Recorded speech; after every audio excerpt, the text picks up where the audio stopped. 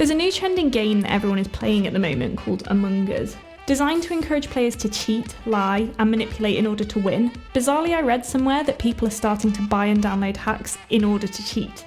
In a game about cheating, people are actively trying to cheat. That doesn't make sense. This baffled me because it seemed like the most pointless exercise in the world, and so it got me thinking about cheating in general in the gaming industry. It's everywhere, and it's incredibly frustrating. So why do people do it, and what's the psychology behind it? So I made a video on it, and this is the video.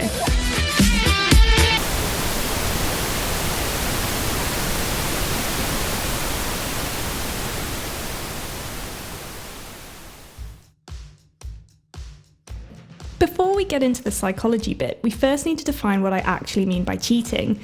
There isn't one universally recognised definition of cheating, although generally it's defined as someone who behaves in a way that gives them an unfair advantage over other players. However, it has been argued that this is slightly limiting because surely just being a good player gives you an unfair advantage over other players. So I'm actually going to split cheating into two smaller definitions just to kind of show what I mean. Let's call these two soft and hard cheating. Soft cheating tends to be in single player games. You know the stuff I'm talking about. Relentlessly spamming motherload into the cheat bar in Sims, moving your Nintendo Switch clock back and forth through that period of incessant Easter eggs, no! Or even using mods in things like Skyrim.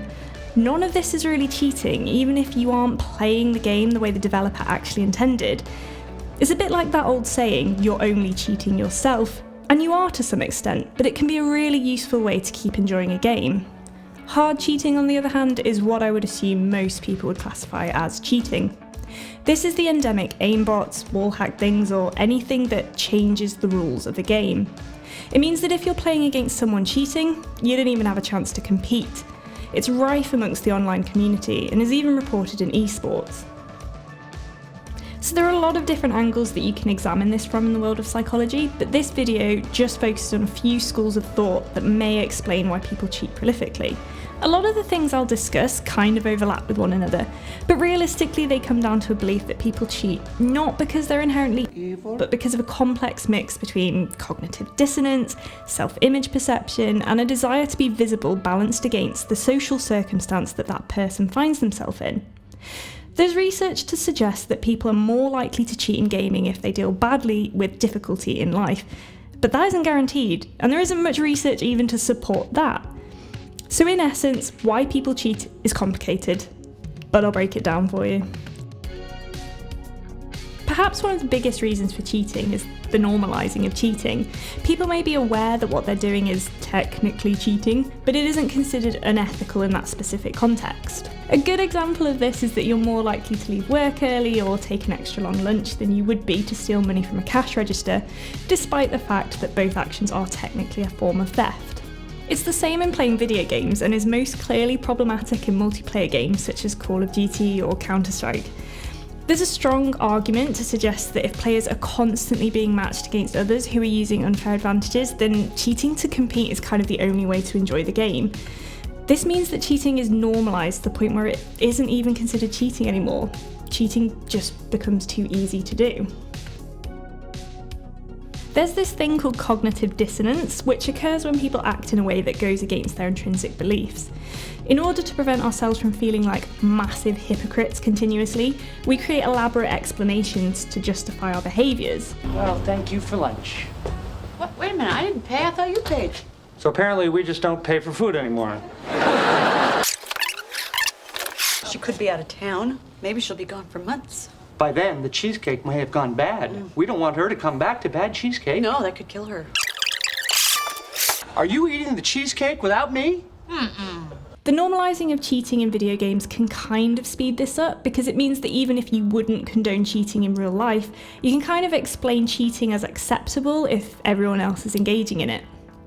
This is how researchers kind of believe that cheating is becoming contagious in gaming, and while a lot of the stuff I'm going to talk about in this video could probably contribute to the contagion of cheating, the next one, anonymity, definitely helps.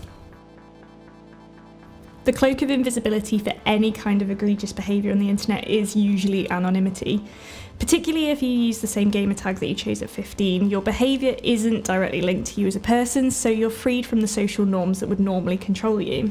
Interestingly, there isn't a lot of research about how anonymity contributes to cheating in gaming, but there is a lot of research about how anonymity can encourage a toxic environment. This is because people create imaginary group identities and then start conforming to imaginary group rules. And people are more likely to engage in socially deviant behaviours if they think that no one else knows them, and that if other people are doing it too. Dude, all you white guys do same shit in America. Eating McDonald's 24/7. How dare you? People shit-talked in some really dark ways back then. And I know that this isn't cheating, but it does make the same point. The shit-talkers were more likely to shit-talk because they were anonymous and because there were no consequences. It encouraged an environment where you felt you could say or do anything because it was just a game.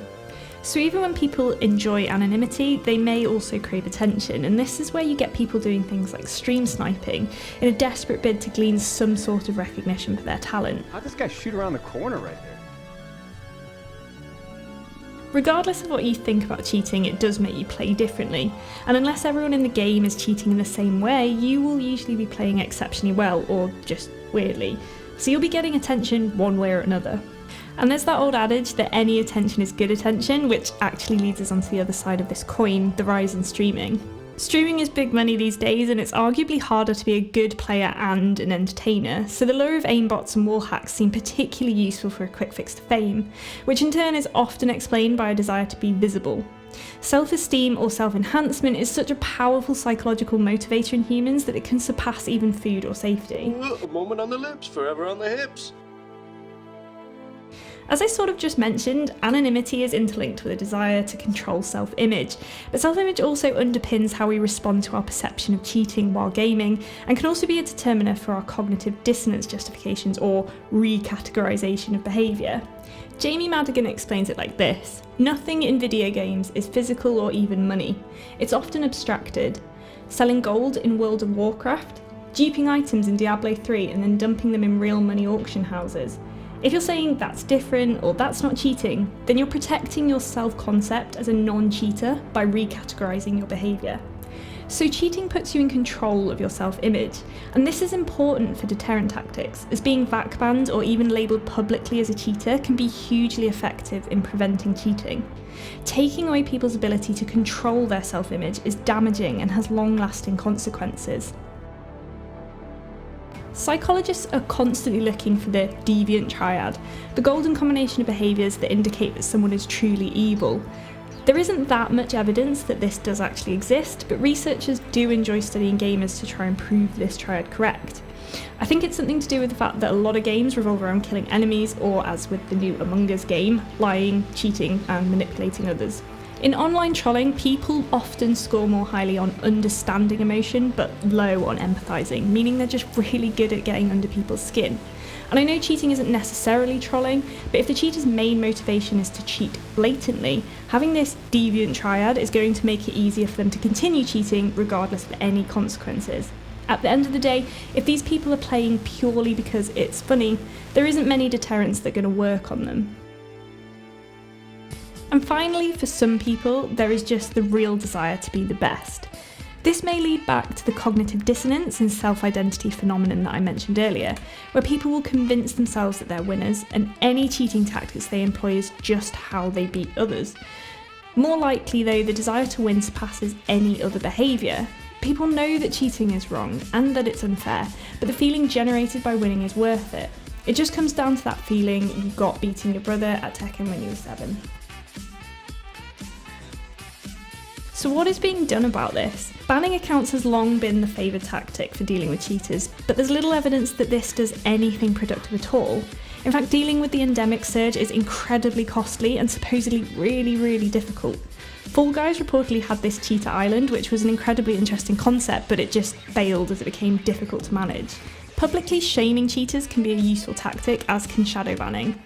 The industry faces an uphill battle to ensure that cheating is kept at bay, but considering the psychology of people's motivations can help us find more effective deterrents. My own opinion is that we need to denormalise cheating and focus on other rewards that help people enjoy gaming without costing others their experience.